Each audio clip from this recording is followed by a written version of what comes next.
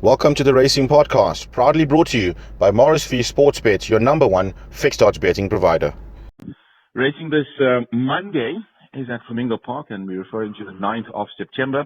And once again, the Morris Fee sponsored Tienie Prinsloo stable is here to give us some of his thoughts and some of his insights into his runners for the day. Now, Tienie, once again, thanks very much for your time. We're going to start off in race number 3. And we're going to look at horse number 10, which is Double Deluxe. We've got a nice draw. Cabello Matsunyani takes the 1.5 kilograms off the back. His last run, he was a fair effort on that fifth behind, that is Elegant General. He's taking a slight drop in class today, 12-1, bit of value there. Yeah, no, I think Double Deluxe will run a good race there. We put him over the 1,000, and he ran some decent races there. And Muzieni told me that we must go further. The horse has been running on strongly at the 1,000 meters, and that's why we're giving a chance on a 1,400 again. And I really think he can run a very good race there. Yeah. Okay, and then we move on to race number 4, where you've got the newly relocated Green Caviar. Once again, the apprentice Cabello Matsunyani takes the 1.5 off the back. Got good form from Gravel. The last effort was a decent effort, only 2 lengths off them. How's his work been on the sand? The work on the sand is very nice, and we're going to take the blinkers off because he's pulling very hard. And I really think if he can settle nicely in a race, I think they have to run to beat the Yes. He's working very well. He looks very, very nice, yeah. Yeah, she's priced up at about 22-10 in the betting market. And then we move on to race 5. This is the start of the jackpot here, Tienie. And of course, we're going to start off with the gelding, number 5, Time Master. Nicely drawn, barrier position 1, and his last effort was a very good win. And it was in a similar type of race. He must be one of the leading contenders here. Yeah, no, definitely. Time Master, very nice horse. He turned around and like I said to everybody, he's matured now, and once again, I think he will run a very nice race. He looks well, he's working well, and I think 200 meters further, he can still do it, yeah. And then you got number 11, Mr. Money, who made a very decent introduction. Now, even though he was well beaten, the winner was well clear on that effort. You got jockey Muzieni aboard, you got 52 kilograms with a nice draw, 10-1 about the betting market. What can we expect? Yeah, Mr. Money, also, he came from Niger, from Joburg. He settled in here by me, and he also showed me very good work at home. If he brings it to the track, I think he might just fight it out with my other horse, Time Master, yeah. And we move on to race number 6. Now, this is a Pinnacle Stakes. And Tinie's got some lively contenders here. Number 4, Our Moon Shadow. I know you really fancied him the last time out, Tienie. That was in the feature event. The apprentice takes the 1.5 off the back, and he comes into this race nicely weighted. Yeah, no, definitely. Our Moon Shadow, I still believe he's one of the better horses in Kimberley. He's taking on Bright Flame again. Bright Flame beat me last time fair and square. But I really think Moon Shadow will be much better over the 12. He only had this one run over 1,200 for me, and he won it in a margin. And I really think he can do it again tomorrow. Yeah, he looks very well. He's fit, and yeah, let's hope for the best. And then you got number 11, Saturn Rock. Now, this is the 5-year-old mare with Nicholas Patel aboard. Slightly drawn up in barrier position 8, and look, I think taking on quite a strong field here.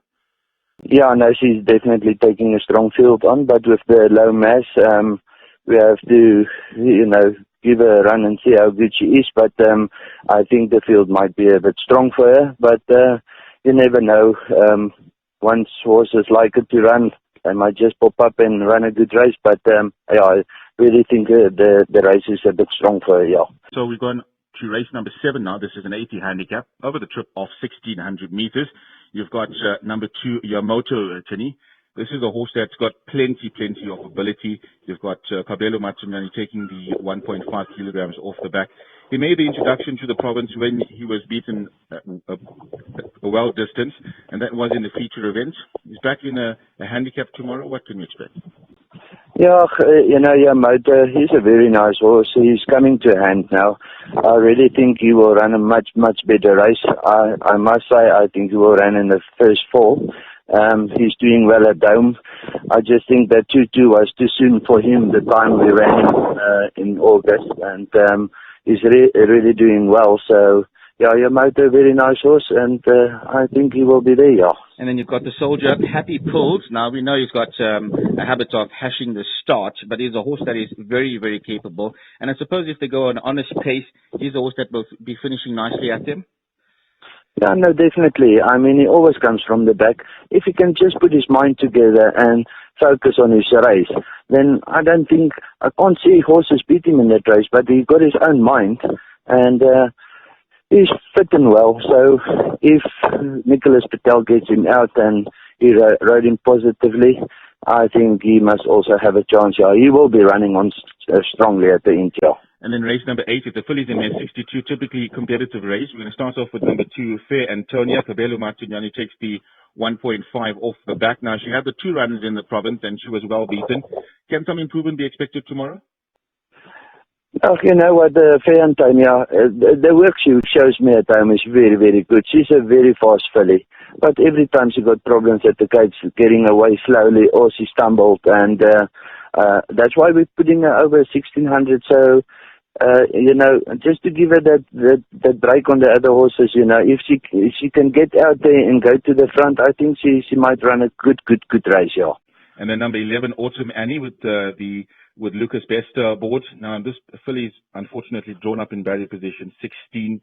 And you look at the form 3 runs ago, that was a very good second in a similar type of field. And I suppose another filly that has some possible upset potential at big odds, 33-1 is what I can see now.